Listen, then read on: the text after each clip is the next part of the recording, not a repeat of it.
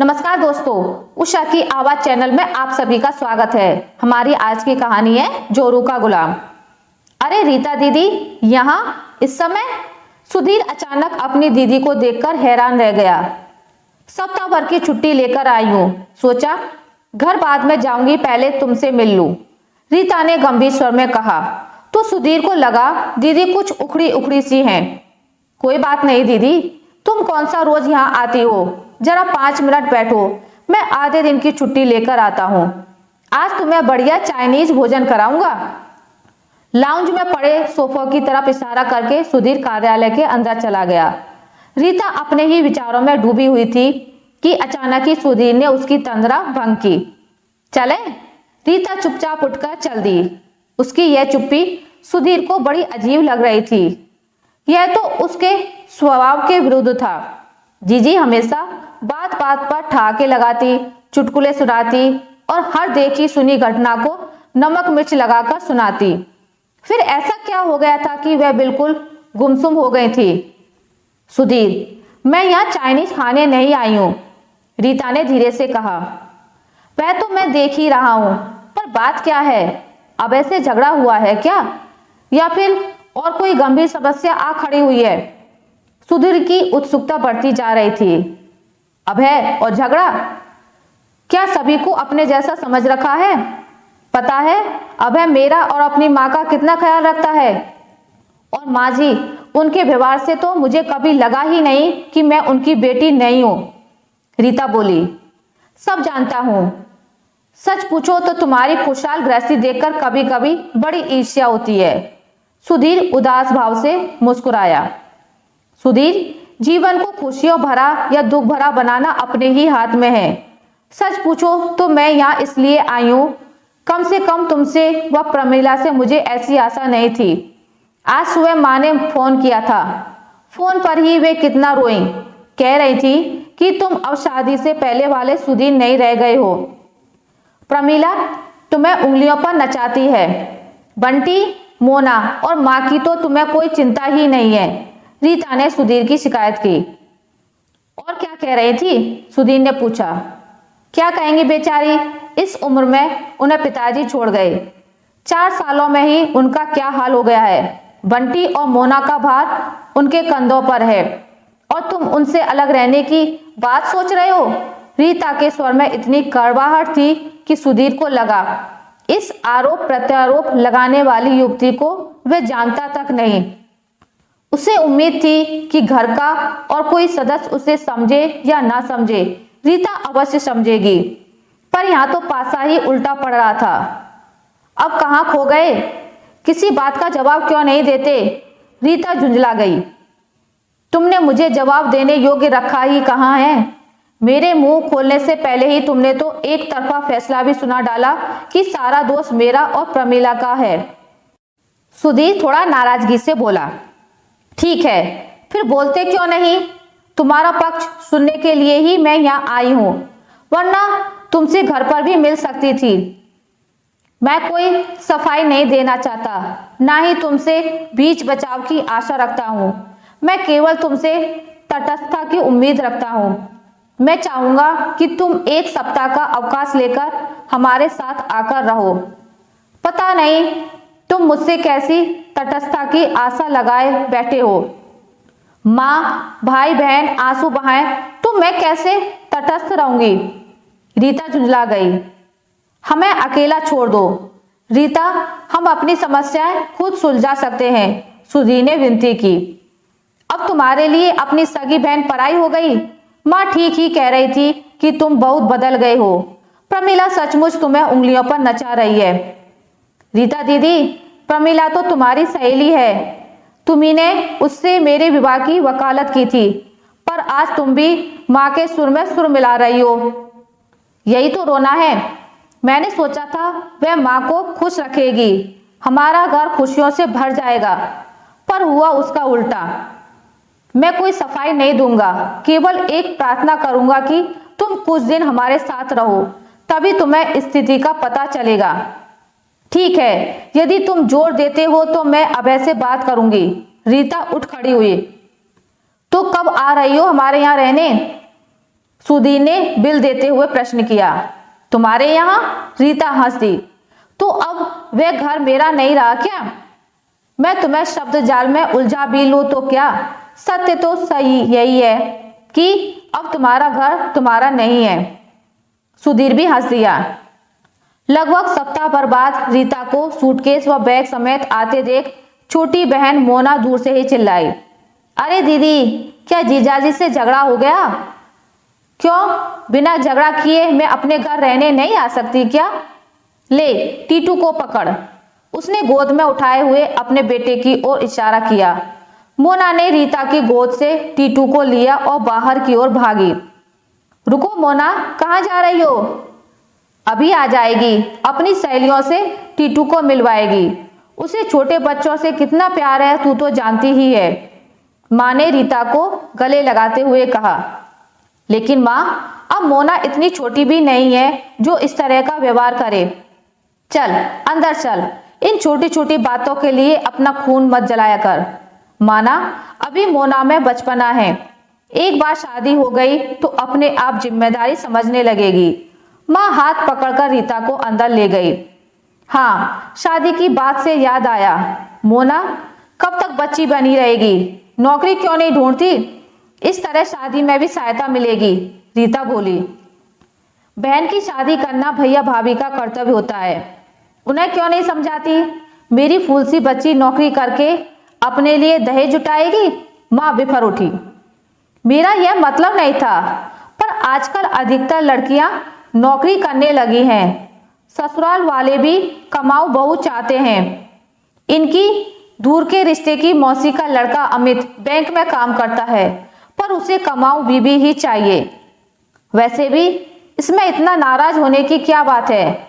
मोना काम करेगी तो उसे इधर उधर घूमने का समय नहीं मिलेगा, फिर अपना भी कुछ पैसा जमा कर लेगी।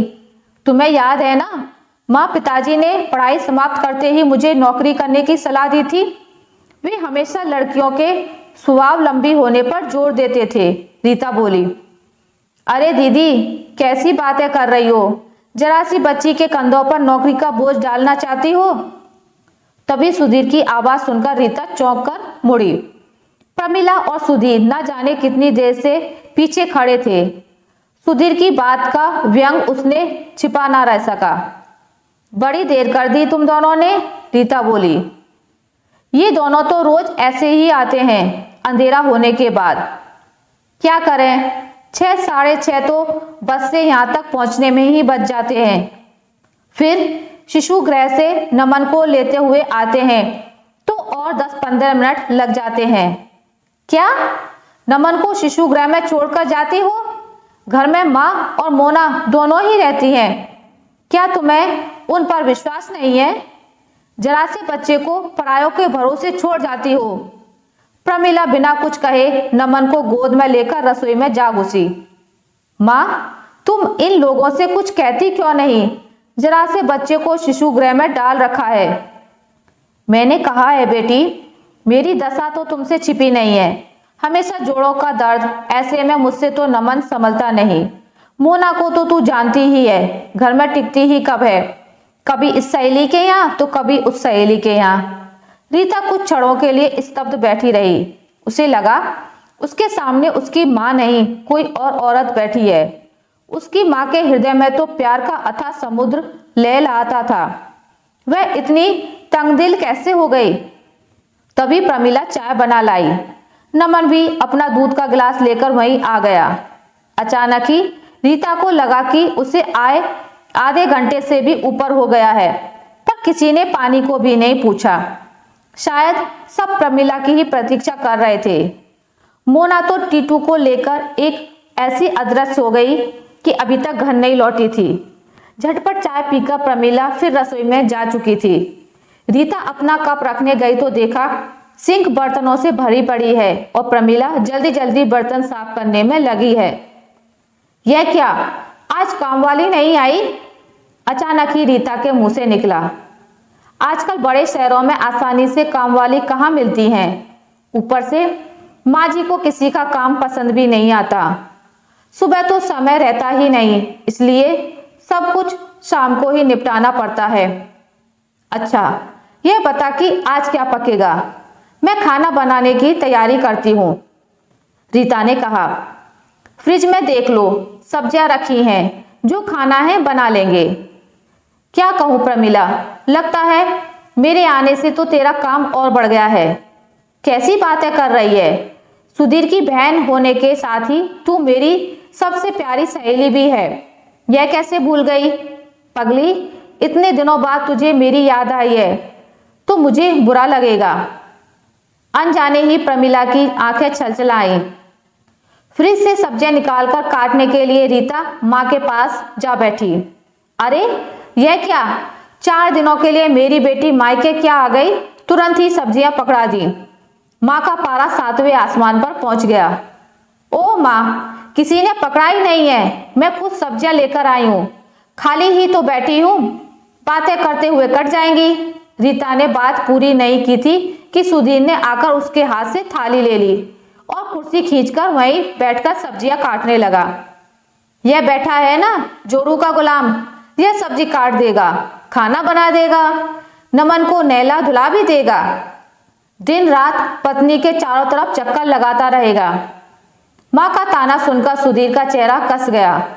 वह कोई कड़वा उत्तर देता इससे पहले ही रीता बोल पड़ी, तो क्या हुआ, अपने घर का काम ही तो कर रहा है। उसने हंसकर माहौल को हल्का बनाने की कोशिश की। जो जिस काम का है उसी को शोभा देता है। सुधीर को तो मैंने उसके पैर तक दबाते देखा है। उस दिन बेचारी दर्द से तड़प रही थी, तेज बुखार था। सुधीर ने धीरे से कहा, फिर भी पति पत्नी की सेवा करे, तौबा तौबा। माँ ने कानों पर हाथ रखते हुए आंखें मूंदकर अपने भाव प्रकट किए। माँ, अब वह जमाना नहीं रहा, पति पत्नी एक ही गाड़ी के 2 पहिए की तरह मिलकर गृहस्थी चलाते हैं। सब जानती हूँ, हमने भी खूब गृहस्थी चलाई है, तुम 4 भाई बहनों को पाला है, और मेरी सास तिनका उठाकर इधर से उधर नहीं रखती थी। इसमें बुराई क्या है? अभय की माँ तो घर का और हमारा खूब ख्याल रखती हैं। ठीक है, रखती होंगी, पर मुझसे नहीं होता। पहले अपनी गृहस्थी में खटते रहे, अब बेटे की गृहस्थी में कोल्हू के बैल की तरह जुटे रहें। हमें भी घूमने फिरने सैर सपाटे के लिए कुछ समय चाहिए कि नहीं? पर नहीं, बहू रानी का दिमाग 7वें आसमान पर रहता है। नौकरी जो करती है रानी जी, माँ ने बुरा सा मुंह बनाते हुए कहा। यदि नौकरी करने वाली लड़की पसंद नहीं थी तो शादी से पहले आपने पहली शर्त यही क्यों नहीं रखी थी? रीता ने माँ को समझाना चाहा। इसमें भी हमारा ही दोष है। अरे एक क्या, तेरी भाभी ही नौकरी करती है? आजकल तो सभी लड़कियां नौकरी करती हैं, साथ ही घर भी संभालती हैं। माँ भला कब हार मानने वाली थी? रीता चुप रह गई। उसे लगा माँ को कुछ भी समझाना असंभव है। दूसरे दिन सुबह ही रीता भी तैयार हो गई तो प्रमिला ने आश्चर्य की सीमा ना रही। यह क्या, आज ही जा रही हो? सोचती हूँ तुम लोगों के साथ ही निकल जाऊंगी, फिर कल से ऑफिस चली जाऊंगी। क्यों व्यर्थ व्यर्थ में छुट्टियां बर्बाद करूं? मोना की शादी में तो छुट्टियां लेनी ही पड़ेंगी, वह बोली। तुम कहो तो मैं भी 2 दिनों की छुट्टी ले लूं? आई हो तो रुक जाओ। नहीं, अगली बार जब 3-4 दिनों की छुट्टियां होंगी तभी आऊंगी। इस तरह तुम्हें भी छुट्टियां नहीं लेनी पड़ेंगी। बेचारी 1 दिन के लिए आई, लेकिन मेरी बेटी काम में ही जुटी रही। रुक कर भी क्या करे जब यहाँ भी खुद ही पकाकर खाना है तो। माँ रीता को इतनी जल्दी जाते देख अपना ही रोना रो रही थी। अब जो होना है सो हो। मैं तो आई थी प्रमिला और सुधीर को समझाने, पर किससे मुंह से समझाऊं? प्रेम व सद्भाव की ताली क्या भला एक हाथ से बजती है? रीता सोच रही थी। अच्छा दीदी, सुधीर ने बस से उतरकर उसके पैर छुए। प्रमिला पहले ही उतर गई थी। सुधीर, मुझे नहीं लगता कि तुम्हें उपदेश देने का मुझे कोई हक है। फिर भी देखना, बंटी की नौकरी और मोना की शादी तक साथ निभा सको तो। कहती हुई रीता मुड़ गई। उसे लगा मन जैसे बहुत भारी हो गया है, कहीं थोड़ा एकांत मिल जाए तो फूट फूट कर रो ले। आशा करती हूँ आपको मेरी आज की कहानी अच्छी लगी होगी। अगर आपको मेरी ये कहानी अच्छी लगी है तो इसे लाइक करें, ज़्यादा से ज़्यादा शेयर करें, और अगर आप मेरे चैनल पर नए हैं तो इसे सब्सक्राइब करना ना भूलें। मिलते हैं एक नई कहानी के साथ, तब तक के लिए नमस्कार।